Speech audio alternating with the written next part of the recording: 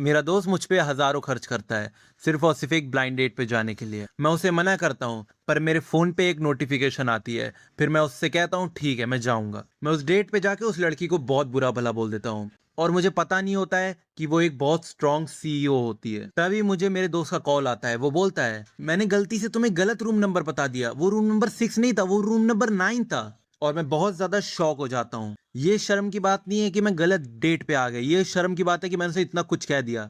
और मैं तभी तुरंत उसे बिना देखे वहां से निकल जाता हूँ। तभी मैं वहां से निकल के अपनी डेट पे चला जाता हूँ और मैं बहुत काम होने की कोशिश कर रहा होता हूँ। मैं अंदर जाते ही उससे पूछता हूँ मैं यहाँ पे ब्लाइंड डेट के लिए आया हूँ, क्या तुम्हारा नाम मिस शैन है? फिर सीन शिफ्ट होता है। वो जो लड़की थी उसका नाम जॉन वार्निंग होता है। वो अभी हुए कुछ देर पहले इंसिडेंट को याद कर रही होती है। तभी वो अपनी मॉम की बात सोचती है।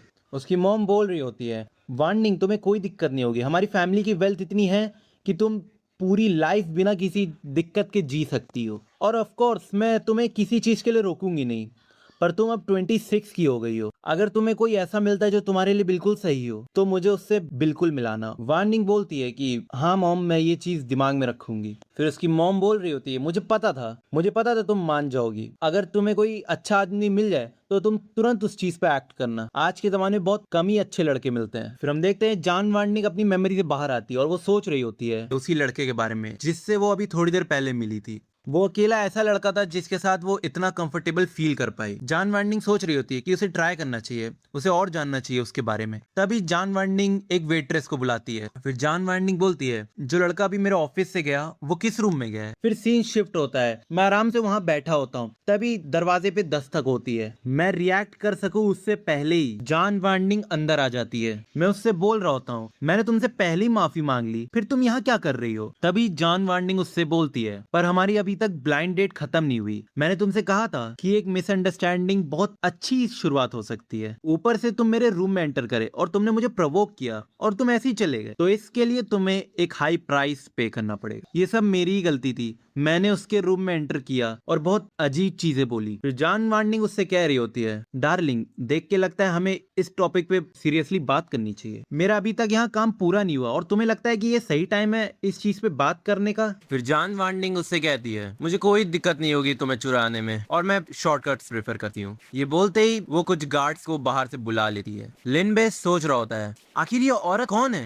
फिर लिन बे जॉन वार्निंग से बोल रहा होता है ठीक है मैं तुम्हें फॉलो करूंगा। फिर लिन बे शन से कहता है मिस शन, मैं माफी चाहता हूँ, हम लोग अब ये और कंटिन्यू नहीं कर पाएंगे। आप अपनी फैमिली को बोल देना कि ये सब मेरी गलती नहीं। फिर मिस शन बोलती है ये ठीक है, कोई दिक्कत नहीं। फिर जॉन वार्निंग उसे अपनी कार में बैठा के ले जाती है और फिर जॉन वार्निंग उसे कार में बैठे बैठे बोल रही होती है हे तुम्हें फिर से सोचना चाहिए जो मैं तुमसे कहा था। फिर लिन बे जॉन वार्निंग से कहता है थोड़ा अच्छे से पेश आओ। और फिर लिन बे सोच रहा होता है ये औरत मुझसे पहले ही से डिमांड कर रही है कि मैं इसका बॉयफ्रेंड बन जाऊं। फिर लिन बे जॉन वार्निंग से कहता है तुम खूबसूरत हो, तुम्हारे पास बहुत से ऑप्शंस होंगे, तो फिर तुम मेरे को क्यों नहीं जाने दे रही हो? ये सही रहेगा कि तुम मेरे को यहीं पे रोड पे छोड़ दो, फिर हम लोग अपने अपने रास्ते चले जाएंगे। फिर जॉन वार्निंग कहती है मैं जानती हूँ तुम कोई गर्लफ्रेंड नहीं ढूंढ रहे हो, पर क्या तुम्हारे घर वाले बात समझेंगे? मुझे नहीं लगता तुम्हारी फैमिली इतना समझेगी और तुम्हें हमेशा के लिए सिंगल रहने देगी, है ना? और वैसे भी तुमने वो ब्लाइंड डेट क्यों करी? फिर लिन बे सोच रहा होता है मैंने इसको अभी तक बताया नहीं कि मैं अपने दोस्त की जगह आया था, पर उसकी एक बात सही निकली।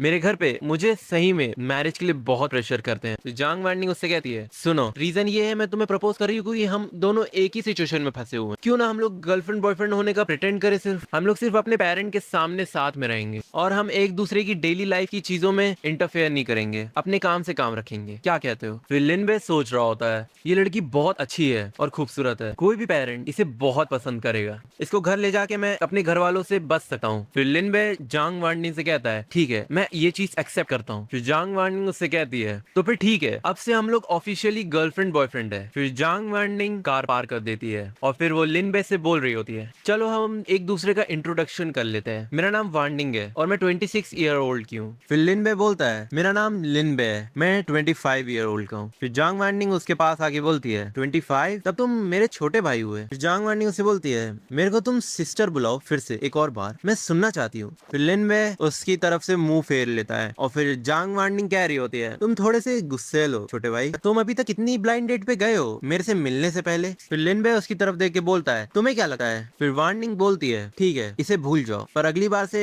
ये मत करना। फिर लिनबे कंफ्यूजन में सोच रहा होता है आखिर इस औरत को हुआ क्या है, हम लोग मुश्किल से एक दूसरे को जानते हैं और ये अभी से ही जेलस होने लग गई। वो लोग गराज से बाहर आते हैं और फिर वार्निंग उसे अपने घर ले जा रही होती है। लिनबे उसका मेंशन देख के सोच रहा होता है ये जगह बहुत बड़ी है, ये पक्का एक मिलियनर होगी। वार्निंग उससे रोक के उसका हाथ पकड़ के बोलता है, रुको तुम यहाँ पे मेरे को क्यों लाई हो, कहीं मुझे तुम्हारे पेरेंट्स से तो नहीं मिलना पड़ेगा। फिर वार्निंग उससे बोलती है, तुम्हें क्या लगता है मैं यहाँ तुम्हें सिखाने लाई हूँ, मैं नहीं चाहती हूँ कि तुम जब काम के लिए आओ तब कंफ्यूज हो जाओ। फिर जांग वार्निंग डोर खोल के बोलती है, क्या तुम इसलिए डर रहे हो कि कोई अंदर होगा? फिर लिनबे बोलता है, बहुत हुआ, चीजों को इमेजिन करना बंद करो। ये बोलते ही लिनबे अंदर चला जाता है। फिर वो लोग अंदर जाके बैठ जाते हैं और लिनबे पूछ रहा होता है तुम्हारा प्रोफेशन क्या है? फिर वार्निंग बोलती है, मैं एक राइजिंग स्टार हूँ। फिर लिनबे सोच रहा होता है ऐसी ब्यूटी के साथ ये एक एल स्टार है, पर ऐसे कम वक्त के लिए ऐसे स्टार बिना बॉडीगार्ड के बाहर जाते हैं। फिर लिनबे वार्निंग से बोलता है, मैंने कभी तुम्हारे बारे में सुना ही नहीं है। फिर वार्निंग उससे बोलती है, लिटिल ब्रदर तुम्हें रियलाइज नहीं हुआ मैं न्यू क्वीन हूँ एंटरटेनमेंट की, ये बहुत नॉर्मल बात है, तुम मुझे पहचान नहीं पाए। फिर लिनबे बोलता है, कोई बात नहीं, मैं भी एक प्रेसिडेंट हूँ एक छोटी सी कंपनी का। फिर वार्निंग उस पर हंस रही होती है और फिर उससे बोलती है, एक छोटे से प्रेसिडेंट, तब तुम्हें मेरा ख्याल रखना चाहिए लिटिल ब्रदर। फिर मैं और जॉन वार्निंग थोड़ी बहुत बात करने के बाद एक दूसरे से अपना नंबर शेयर कर लेते हैं। फिर मैं बोलता हूँ मुझे देर हो गई है, अब मुझे निकलना चाहिए। फिर वार्निंग उससे बोलती है, तुम इतनी जल्दी जा रहे हो, पर तुम अभी आए थे। फिर लिनबे बोलता है, मेरी मॉम मेरा वेट कर रही है डिनर के लिए। फिर वो ये बोलते ही वहां से जाने लगता है। वार्निंग बोल रही होती है, तुम जा रहे हो, चलो ठीक है, चलो मैं तुम्हें कार तक छोड़ देती हूँ। फिर लिनबे बोलता है, नहीं इसकी कोई जरूरत नहीं है, इतना भी जरूरी नहीं है। फिर वार्निंग सोफे पे बैठे बैठे सोच रही होती है, मैंने इतने टाइम बाद किसी को ढूंढा है और अब वो लीव कर रहा है, ये थोड़ा सा नॉस्टैल्जिया फील हो रहा है। फिर सीन शिफ्ट होता है, फिर हम देखते हैं वार्निंग रात में अपने डाइनिंग हॉल पे बैठी होती है और अपनी मदर से बात कर रही होती है। फिर उसकी मदर पूछती है, वार्निंग क्या तुमने कुछ खाया? फिर वार्निंग कहती है, हाँ मॉम मैं खा ही रही थी। फिर उसकी मॉम कहती है, तुम्हें जब टाइम मिले तुम यहाँ आ जाओ। फिर वार्निंग कहती है, आप जानती है मैं काम में कितना बिजी रहती हूँ। फिर वार्निंग कहती है, मॉम वैसे मैं आपको कुछ बताना चाहती थी। फिर उसकी मॉम कहती है, क्या बोलो? फिर वार्निंग बोलती है, ये वैसे नॉर्मल चीज नहीं है पर मेरा एक बॉयफ्रेंड है। फिर उसकी मॉम एक्साइटमेंट में कहती है, कौन है वो, क्या नाम है उसका, वो कितने साल का है, वो क्या करता है? फिर वार्निंग लिनबे के बारे में बताने लगती है। फिर उसकी मॉम एक्साइटमेंट में उससे कहती है, तुम जितना जल्दी हो सके तुम उसे ले आओ और मुझसे मिलाओ, मैं उससे मिलना चाहती हूँ। फिर सीन शिफ्ट होता है, फिर हम देखते हैं वार्निंग अपने बेड पे होती है और वो लिनबे की प्रोफाइल को देख रही होती है और फिर वो लिनबे की प्रोफाइल देखते देखते सोच रही होती है, पहला दिन एज अ कपल और उसने इतना कोल्ड रिएक्ट किया, तुम देखोगे तुम मेरी माफी के लिए भीख मांगोगे, पता नहीं ये मेंस अपने आप को इतना इंपॉर्टेंट क्यों समझते हैं। फिर वार्निंग लिनबे को मैसेज करती है, हे तुम्हें क्या लगता है मैं प्रीटी हूँ?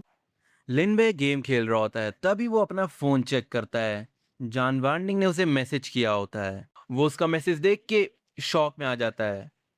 फिर वो रिप्लाई करते हुए बोल रहा होता है, तुम चीटिंग कर रही हो। फिर जॉन वार्निंग बोलती है, ठीक है मैं तुम्हें परेशान नहीं करूंगी, पर सुनो मेरी मॉम को पता चल गया है कि हम लोग डेट कर रहे हैं, उनने मेरे को वीडियो कॉल किया था और अब वो अपने सन इन लॉ से मिलना चाहती हैं, वो देखना चाहती है कि उनका सन इन लॉ कैसा दिखता है।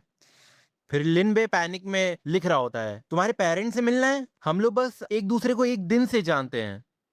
फिर जॉन वार्निंग वो मैसेज देख के हंसने लगती है और फिर वो कहती है, डरो नहीं, वो पर्सन टू पर्सन नहीं मिलना होगा, शाम को 5 बजे तुम मेरे घर आना ताकि मेरी मॉम तुम्हें क्लियरली देख सकें, ठीक है? फिर लिनबे कहता है, ठीक है मैं कल टाइम पे आ जाऊंगा। वेल कल देखते हैं कि तुम कैसे बिहेव करोगे, तुम कैसे मेरी मदर के सामने रिएक्ट करोगे। फिर लिनबे रिप्लाई में बोलता है, तुम घबराओ नहीं, मैं मॉम को डायरेक्टली कॉल कर लूंगा। फिर लिनबे को मॉम बुलाते हुए देख जांग वार्निंग थोड़ा ब्लश कर देती है और फिर वो रिप्लाई करती है। फिर वो बोलती है कि तुम्हें किसने परमिशन दी कि तुम उनको ये बुला सको, तुम इतने भी फ्री मत हो और कल लेट होने के बारे में बिल्कुल मत सोचना। फिर सीन शिफ्ट होता है, फिर हमें अगले दिन की शाम का सीन दिखाया जाता है।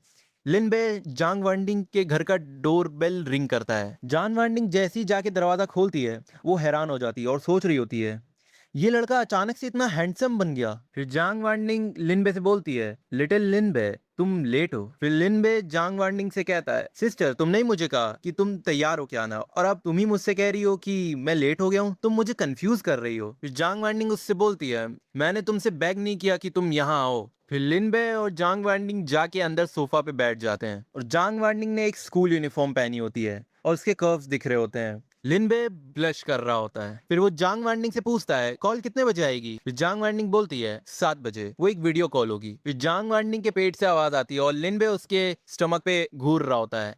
फिर जांग वार्निंग का फेस पूरा लाल हो जाता है और वो शर्माते हुए उससे पूछती है तुम क्या घूर रहे हो, क्या तुम्हें मेरा स्टमक नॉर्मल नहीं लग रहा है। फिर लिनबे उससे बोलता है नहीं ये नॉर्मल है, पर मैंने एक्सपेक्ट नहीं किया था कि इतनी ज्यादा एक गॉडेस को भूख लग सकती है। फिर जांग वार्निंग अपना फोन निकाल के बोलती है एक गॉडेस को भी सही से खाना खाना चाहिए, मुझे भूख नहीं लगती है क्या, रुको मैं कुछ खाने के लिए ऑर्डर करती हूँ। फिर लिनबे जांग वार्निंग से बोलता है क्या तुम मुझे बाहर के खाने की ट्रीट दोगी, मैं अपने घर पे हमेशा बनी हुई महंगी डिशेस खाता हूँ। फिर जांग वार्निंग उससे बोलती है ये बहुत महंगे रेस्टोरेंट का खाना है, तुम्हें पता है। फिर लिनबे बोलता है फिर भी ये बाहर का खाना तो है। फिर जांग वार्निंग उससे बोलती है फिर तुम ही बताओ मैं क्या करूं। फिर लिनबे उससे बोलता है सिस्टर कैसा रहेगा कि मैं तुम्हारे लिए कुछ रामेन बना दूं। फिर जांग वार्निंग उससे बोलती है तुम्हें पता है कुक कैसे करते हैं। फिर लिनबे बोलता है मुझे बेसिक्स आती हैं। फिर सीन शिफ्ट होता है। फिर लिनबे फ्रिज जाके खोलता है और फिर फ्रिज खोल के वो सोच रहा होता है मैंने कभी इमेजिन भी नहीं किया था जिसके पास फ्रिज में इतना कुछ हो वो बाहर का खाना मंगा रहा है। फिर हम देखते हैं लिनबे रामेन कुक करने लगता है और सब कुछ एकदम परफेक्टली कर रहा होता है और जांग वार्निंग उससे बस पीछे खड़े होकर देख रही होती है और उसको ऐसे देखते हुए उसे एक बहुत वार्म फील होता है जो कि उसने बहुत टाइम से ये सब फील नहीं किया होता है। फिर लिनबे जांग वार्निंग से पूछता है तुम मेरे को घूर क्यों रही हो ऐसे, क्या मेरे फेस पे कुछ है। फिर जांग वार्निंग उससे बोलती है ऐसा कुछ नहीं है, बस मैं थोड़ा घबरा रही थी कि तुम उसमें कुछ अजीब सा न डाल दो। फिर हम देखते हैं लिनबे 2 लग्जरी रामेन बाउल को सर्व करता है। उसको खाते ही जांग वार्निंग बोलती है वाओ ये तो बहुत अच्छा है। फिर लिनबे उसे घूर रहा होता है। फिर जांग वार्निंग उसे ऐसे घूरते हुए देख पूछ रही होती है तुम ऐसे क्या देख रहे हो, तुमने कभी किसी गॉडेस को खाते हुए नहीं देखा। फिर लिनबे बोलता है मैंने एक हैमस्टर को खाते हुए देखा है। फिर जांग वार्निंग उससे बोलती है तुम ऐसे नहीं घूर सकते हो, वैसे तुमने कितना टाइम प्रैक्टिस किया है ऐसे कुक करने के लिए, ऐसा तो नहीं तुमने किसी लड़की के लिए ये सब सीखा हो। फिर लिनबे बोलता है ओह सिस्टर तुम क्या सोच रही हो, मैं एक जीनियस भी हो सकता हूँ। फिर जांग वार्निंग उससे बोलती है मैंने नहीं एक्सपेक्ट किया था कि तुम मुझे इतना ज्यादा सरप्राइज कर दोगे लिनबे, मैं सोच रही हूँ कि अब ऐसा क्या होगा आगे। फिर सीन शिफ्ट होता है। फिर हम देखते हैं 7 बजे दोनों लाइब्रेरी में बैठे होते हैं और फिर जांग वार्निंग लिनबे से बोल रही होती है मेरी मॉम से अच्छे से बात करना और ऐसा दिखाना कि हम दोनों अग्री कर रहे हैं इस चीज से। फिर ये बोलते ही जांग वार्निंग अपनी मॉम को कॉल मिला देती है और उसकी मॉम बोलती है हेलो वार्निंग क्या तुमने अभी तक कुछ खाया। फिर जांग वार्निंग बोलती है हाँ मॉम मैंने खा लिया है, आज लिनबे ने मेरे लिए रामेन बनाया था और मैंने एक बाइट भी नहीं छोड़ी। फिर उसकी मॉम बोलती है अच्छा उस लड़के को लिनबे को कुक करना भी आता है, ये तो बहुत अच्छी बात है। लिनबे कहाँ है, मैं उसका चेहरा नहीं देख पा रही, उसका चेहरा दूर है। फिर जांग वार्निंग लिनबे का हाथ पकड़ के कैमरा के सामने ले आती है। फिर लिनबे जान वार्निंग की मॉम से बोल रहा होता है हेलो आंटी।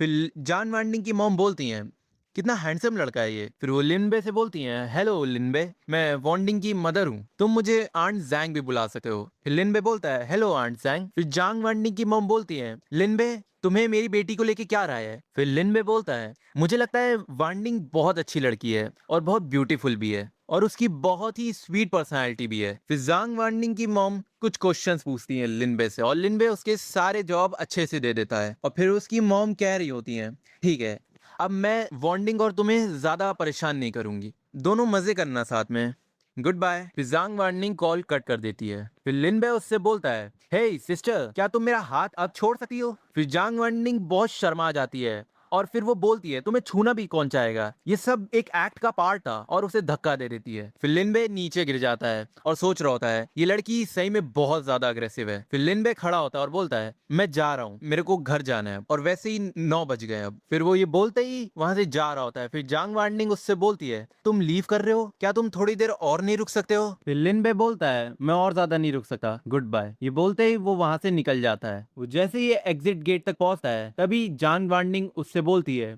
लिनबे रुक जाओ। फिर लिनबे पूछता है क्या हो गया। फिर जांग वार्निंग उससे बोलती है आज के लिए शुक्रिया। फिर लिनबे बोलता है कोई बात नहीं, इसमें थैंक यू की क्या बात थी, अगली बार तुम्हारी बारी होगी मेरी मदद करने में, आई होप कि तुम अच्छे से करोगी। जांग वार्निंग हंसते हुए कहती है क्या पता मैं तुम्हारे बारे में बुरा बोल दूं। फिर सीन शिफ्ट होता है। फिर हम देखते हैं जांग वार्निंग सो रही होती है तभी उसे कॉल आता है। फिर जांग वार्निंग कॉल उठा के बोलती है मिस क्या हो गया। फिर वो औरत बोलती है वार्निंग हमें एक न्यूज मिली है फेगुआ विंशी से, आज इसलिए कोई नोटिस नहीं आई क्योंकि उनने सारे कोलैबोरेशन रोक दिए हमारे साथ के।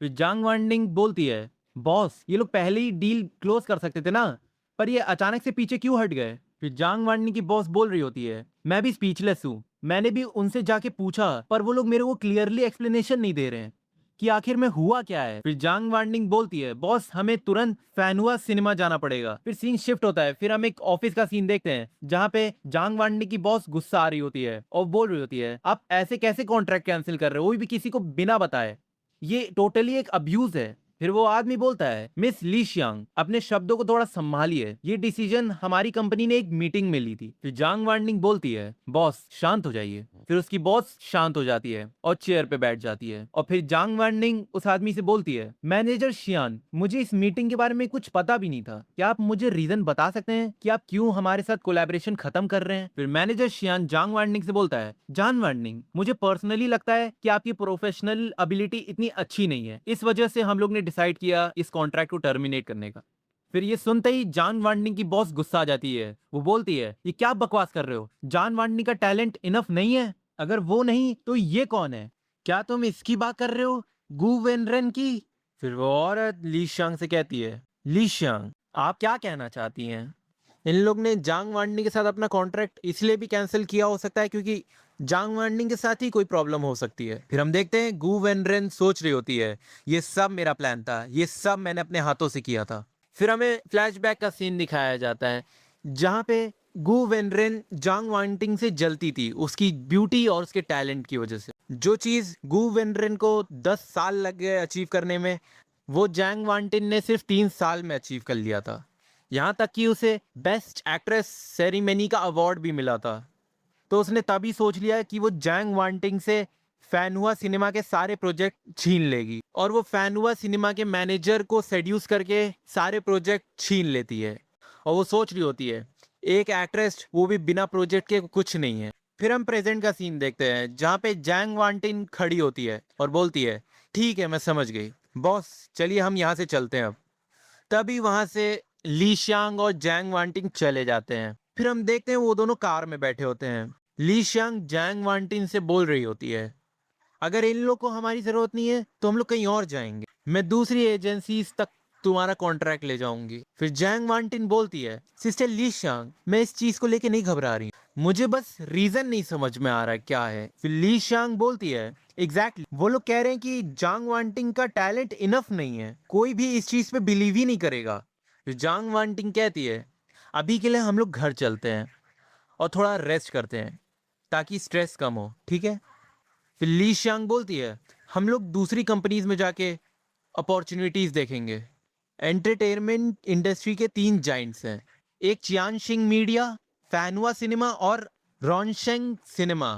इन तीनों में एब्सोल्यूट लीडर क्वेंशिंग मीडिया है, पर हम लोग को वहां जाने के लिए तुम्हारा स्टेटस लेवल ठीक करना होगा। जब तक टाइम आएगा तब तक हम लोग रॉनशेंग के साथ टच में रहेंगे। फिर सीन शिफ्ट होता है, फिर हम देखते हैं लिनबे गेम खेल रहा होता है, तभी उसे एक कॉल आता है।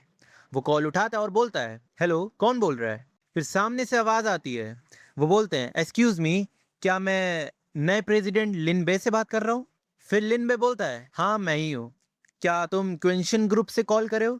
फिर वो सामने से बोलता है, हाँ मैं वही हूँ प्रेसिडेंट लिनबे, हम चाहते हैं कि आप मीटिंग में आए। फिर लिनबे बोलता है, ठीक है मैं टाइम पे आ जाऊंगा।